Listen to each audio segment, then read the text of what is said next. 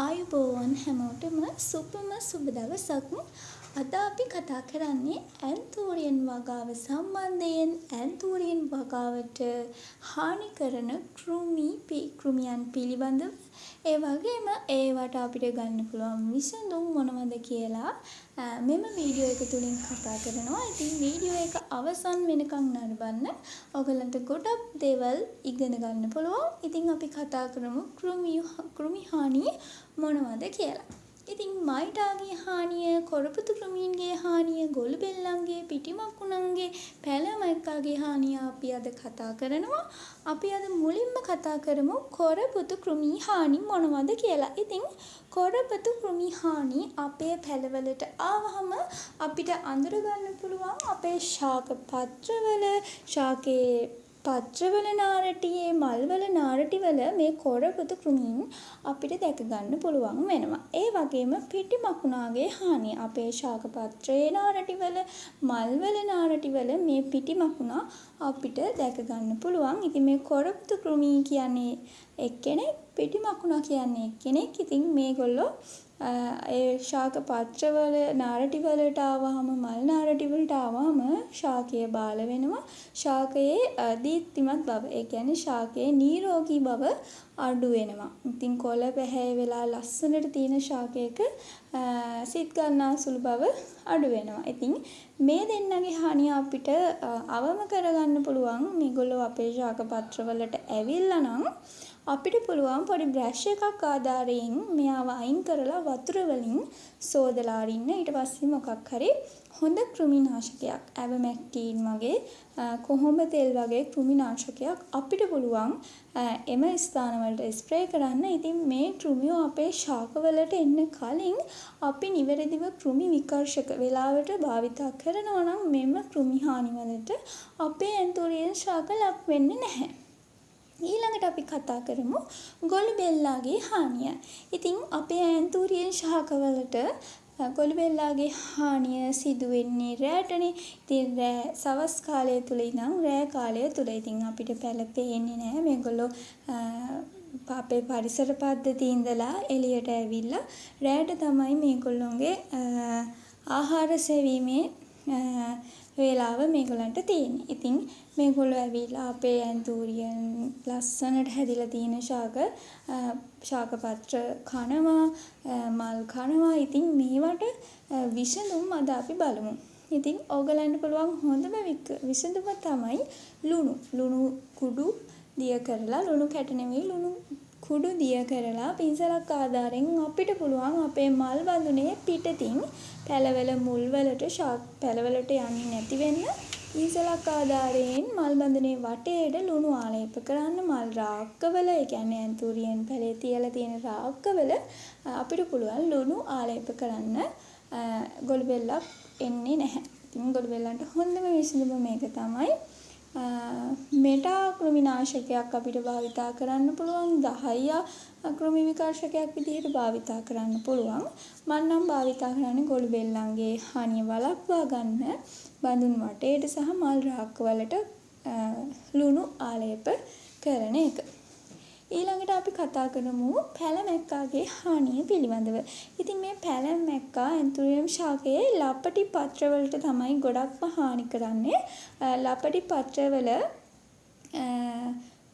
පිටපැත්ත අපි හරවලා බැලුවහම අපිට දැක ගන්න පුළුවන් පොඩි ඉඳි කටු තුඩවල් වගේ, කටු වලින් ඇනලා වගේ පොඩි තිත්.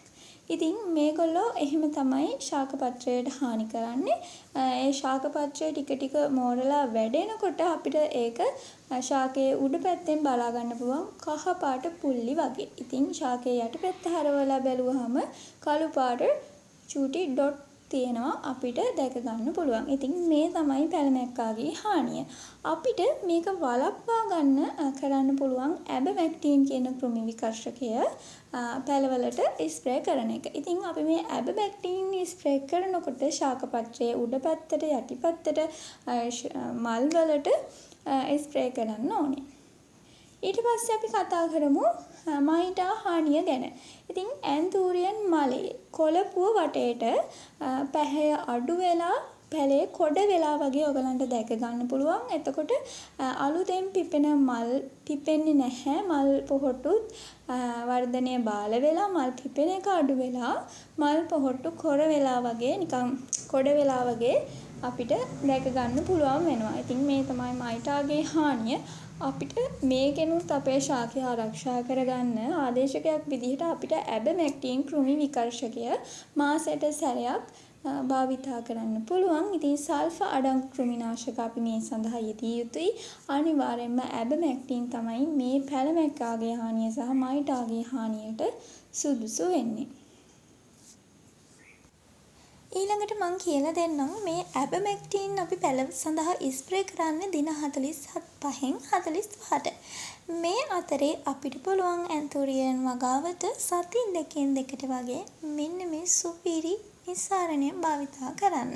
ඒ තමයි කොහොඹ කොළ කොටලා ඒවයි යුෂ අරගෙන අපිට පුළුවන් මේකට සුදු ලුණු බික් එකක් කොටලා මේ කොහොඹ කළ යුෂයකට දාලා පැය 24ක් මේක වෙන් කරලා තියන්න ඕනි. ඊට පස්සේ පැය 24කින් පස්සේ අපි මේ නිස්සාරණය වෙනම බෝතලයකට පෙරලා අරගෙන අපිට පුළුවන් මෙම නිස්සාරණයෙන් යෝගට් කප් එකක ප්‍රමාණයක් අරගෙන මේක වතුර ලීටර් භාගයකට කලවම් කරලා අපේ ඇන්තූරියන් වල ශාක පත්‍රයේ උඩ පැත්තට යටි පැත්තට ශාකයේ නාරටි වලට ශාකයේ කඳන් කියන්නේ ශාකයේ කඳ කොටසට ශාක පත්‍ර යටි පැත්තට සම්පූර්ණයෙන්ම ශාකයට පින්න වගේ ස්ප්‍රේ කරන්න.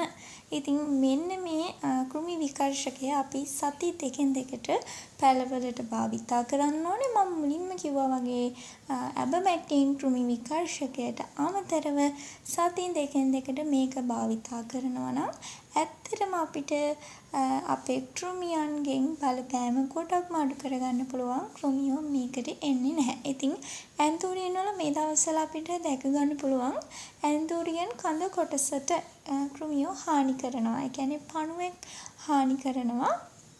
මෙයාට හොඳ විසඳුමක් විදිහට මේ කොහොඹ කොළ සහ මේ සුදු ලුණු මිශ්‍ර කරලා හදන නිස්සාරණය ගොඩක්ම හොඳයි. ඉතින් මේක තමයි අපිට සාර්ථකව කෘමි විකර්ශකයක් විදිහට භාවිතා කරන්න පුළුවන් තව ක්‍රමයක්. ඊළඟ එක තමයි දාස්පතියා මුල් නිස්සාරණය. ඉතින් දාස්පතියා මුල් අරගෙන හොඳට සෝදලා පැය 24ක් වතුර භාජනයක වතුර ස්වල්පයක මෙම මුල් දාලා තියලා අපේ කොහොඹ නිස්සාරණය සකස් කර ගන්නවා වගේම අපිට පුළුවන් මේ දාස්පතියා නිස්සාරණයත් භාවිතා කරන්න. දාස්පතියා නිස්සාරණයත් යෝගට් කප් එකක ප්‍රමාණයට අරගෙන වතුර ලීටර් භාගයකට කලවම් කරලා අපිට පුළුවන් අපේ පැල සඳහා සති දෙකකට වරක් සති දෙකෙන් දෙකට අපේ පැල සඳහා ස්ප්‍රේ කරන්න. අපි මේ දාස්පතියා නිස්සාරණය පැලවලට ස්ප්‍රේ කරනකොට මල් බඳුන් වටේට මල් බඳුනට වගා මිශ්‍රණය උඩ කොටසට ඒ කියන්නේ මුල් වලට චුට්ටක් වැටෙන විදිහට ශාක පත්‍රවලට අපි ස්ප්‍රේ කරන්න ඕනේ. ඊළඟට මේ කෘමි විකර්ශක ශාක සඳහා භාවිතා කරන වෙලාවක් තියෙනවද? කෘමි විකර්ශක ශාක සඳහා භාවිතා කරන්න පුළුවන් හොඳම වෙලාව තමයි සවස කාලය. සවස කාලය කිව්වොත් 3:30ත් 4ත් අතර වේලාව තුල අපි මේ කෘමි විකර්ශක ශාක සඳහා භාවිතා කරන්න ඕනේ. ඉතින් ඔයාලා රැකියාව පැත්තෙන් කාර්යබහුල කෙනෙක් නම් ඔයාට පුළුවන් උදේ කාලය තුලදී මෙම කෘමි විකර්ශක ශාක සඳහා ස්ප්‍රේ කරන්න. ඉතින් කෙනෙක්ට මෙහෙම ගැටලුවක් ඇති වෙන්න පුළුවන්. සාමාන්‍යයෙන් අපි ශාකවලට කෘමි විකර්ශක ස්ප්‍රේ කරාම වර්ෂාව අධික කාලයක් නම් මේ කෘමිනාශක ස්ප්‍රේ කරපු වෙලාවෙදිම සුළු මොහොතකින් වර්ෂාව අධික වෙන්න පුළුවන්. එතකොට අපි මේ ස්ප්‍රේ කරපු කෘමි විකර්ශක වලට මොකද වෙන්නේ කියන ප්‍රශ්නය ඔයගලන්ට මතුවෙන්න පුළුවන්. දිලීරනාශක භාවිතා කරාමත් එහෙම තමයි. මෙතන තියෙන ගැටලුව දැන් එහෙම ප්‍රශ්නයක් આવොත් කෘමි විකර්ශක භාවිතා කිරීමෙන් පසු වර්ෂාව අධික වුණොත් අපි වර්ෂාව අවසන් වුණාම කිසිම විටකදීවත් කෘමි විකර්ශක නැවත පැලවලට එකතු කරන්න එපා. මේ ස්ප්‍රේ කරපු දවස වෙනම කොලයක නෝට් කරගෙන සති දෙකකට පස්සේ නැවත අපේ මේ ශාක සඳහා කෘමි විකර්ශක ස්ප්‍රේ කරනවා නම් වඩා සුදුසුයි. සති දෙකකට කලින් පස්සේ හරි සතියකින් හරි නැවත කෘමි විකර්ශක පැල සඳහා එකතු කරගන්න පුළුවන්. ඉතින් මේව තමයි අපේ ඇන්තූරියන් වගාවට වැළඳෙන කෘමි හානි. ඉතින් ඒවට විසඳුම් සාර්ථක විසඳුම් තමයි මම අද වීඩියෝ එක තුලින් අරගෙන ආවේ. හැමෝම මේ වීඩියෝ එක තුලින් පොඩිම දෙයක් හරි ඉගෙන ගත්තා නම් ලයික් එකක් දාලා වීඩියෝ එකට කමෙන්ට් එකක් දාන්න අමතක කරන්න එපා. මේ වගේ දිගටම ඇන්තූරියන් වගාව ගැන වටිනා වීඩියෝ මට අරගෙන එන්න පුළුවන් වෙන්නේ ඔයගොල්ලෝ හැමෝම මට දෙන සහයෝගය මත. එහෙනම් ඔයගලන්ට ප්‍රශ්න ගැටලු තියෙනවා නම් කමෙන්ට් එකක් දාන්න. දුරකථනය ඔස්සේ මාව සම්බන්ධ කරගන්න පුළුවන් WhatsApp මගින් 076 39 62 547 කියන දුරකථනය මගින් ඔයගලන්ට මාව සම්බන්ධ කරගන්න පුළුවන්. ඇන්තූරියන් වගාව පිළිබඳව ගැටලුවක් තියෙනවා නම් මෙම දුරකථනය ඔස්සේ WhatsApp එකට මැසේජ් එකක් එවන්න. මම විසඳුම් ලබා දෙන්නම්. එහෙනම් අදට වීඩියෝ එක අවසන් කරනවා. හැමෝටම බොහොම ස්තුතියි